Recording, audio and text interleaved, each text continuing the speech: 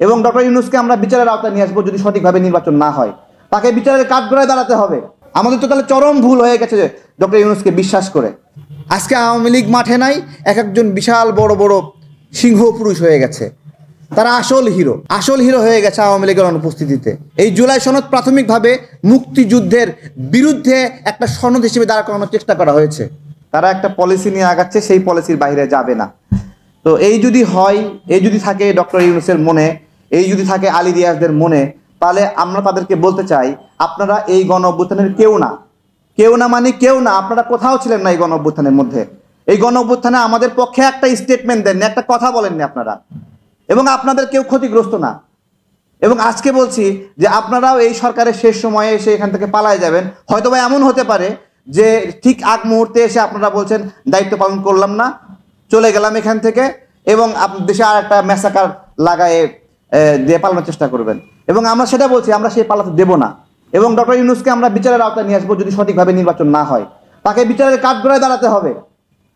শেখ হাসিনা এখান থেকে চলে গেছে, কিন্তু আমরা ডক্টর ইউনূসকে যাইতে দেবো না। এখানে ডক্টর ইউনূসকে পরিষ্কার করতে হবে যে তার গ্রামীণ ফোন রক্ষা, গ্রামীণ ফোনের উন্নয়ন, গ্রামীণ ব্যাংকের উন্নয়ন, সেই জন্য উনি আসছিলেন এখানে, নাকি বাংলাদেশের জন্য এসেছিলেন।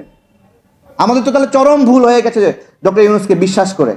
এবং আমরা বারবার বলছি যে রাজনৈতিক দলগুলো স্বপ্ন দেখছে যে ক্ষমতায় যাবে অথবা প্রধান বিরোধী দল হবে, তারা জনগণের প্রতিনিধিত্ব কত পার্সেন্ট করেন জিজ্ঞাসা।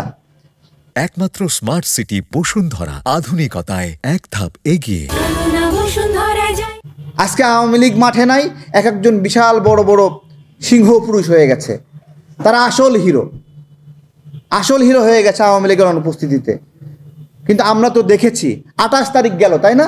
এই 28 তারিখ আমরা এখানে রক্তাক্ত হচ্ছিলাম, স্লোগান দিচ্ছিলাম, সাউন্ড গেট, টিয়ার শেল, বুলেটে পুলিশের সাথে লড়াই করছিলাম। সেই দিন জামাত ওইখান থেকে প্রোগ্রাম দিয়ে ওই পূর্ব দিক দিয়ে পালায় গেছে, যায়নি এদিকে।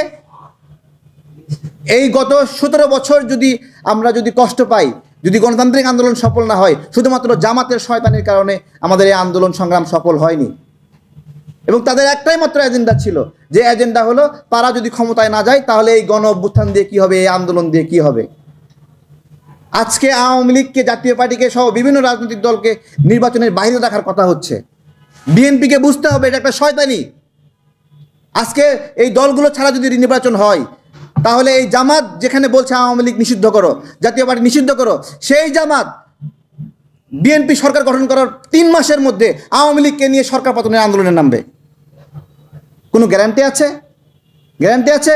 কেন জামাত নেতা বলছে না যে আওয়ামী লীগকে বুঝতে হবে যে তারা জামাতের শত্রু না? বলছে না তারা এই কথাগুলো? তাহলে এই প্রশ্নগুলো দ্বারা আমরা কি বুঝবো? আমরা স্পষ্ট কথা, এই জুলাই সনদ প্রাথমিকভাবে মুক্তিযুদ্ধের বিরুদ্ধে একটা সনদ হিসেবে দাঁড় করানোর চেষ্টা করা হয়েছে। মুক্তিযুদ্ধের মূলনীতি, সংবিধানের মূলনীতি এই জায়গায় হাত দেওয়ার চেষ্টা করা হয়েছে। আমরা বলছিলাম এটা জনগণের সাথে সম্পৃক্ত কিভাবে? এই যে মূলনীতি সরাতে চান, জনগণের সাথে সম্পৃক্ত কিভাবে? কেউ ব্যাখ্যা দিতে পারে নাই।